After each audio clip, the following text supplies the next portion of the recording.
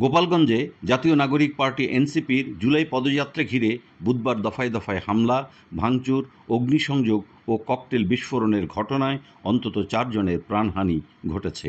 নিষিদ্ধ ছাত্রলীগ ও আওয়ামী লীগের নেতাকর্মীরা দিনভর তাণ্ডব চালিয়েছেন জেলাটিতে।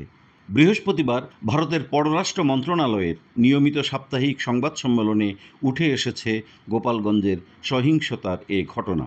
সেখানে সাংবাদিকরা এই সহিংসতার বিষয়ে নয়াদিল্লির প্রতিক্রিয়া জানতে চাইলে ভারতের পররাষ্ট্র মন্ত্রণালয়ের মুখপাত্র রণধীর জয়সওয়াল বলেন, আমরা আমাদের অঞ্চলের সব ঘটনা প্রবাহ ঘনিষ্ঠভাবে পর্যবেক্ষণ করেছি এবং যা ঘটছে তা বিবেচনায় নেই।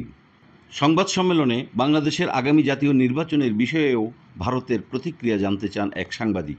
ওই সাংবাদিক বলেন, বাংলাদেশে বিশ্বাসযোগ্য, গণতান্ত্রিক, শান্তিপূর্ণ ও অন্তর্ভুক্তিমূলক নির্বাচন অনুষ্ঠিত হওয়া উচিত বলে ভারত বারবার বলেছে। বর্তমানে বাংলাদেশের অন্তর্বর্তীকালীন সরকারের প্রধান উপদেষ্টা ও একটি প্রধান রাজনৈতিক দল আগামী বছরের শুরু কিংবা ফেব্রুয়ারির শুরুতে নির্বাচন আয়োজনের বিষয়ে একমত হয়েছে।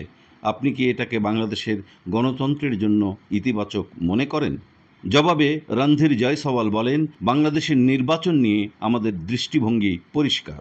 আমরা বারবার বলেছি, একটি গণতান্ত্রিক রাষ্ট্র হিসেবে আমরা এমন নির্বাচনকে স্বাগত জানাই যা গণতান্ত্রিক, অন্তর্ভুক্তিমূলক এবং সকল পক্ষকে এতে অন্তর্ভুক্ত করে।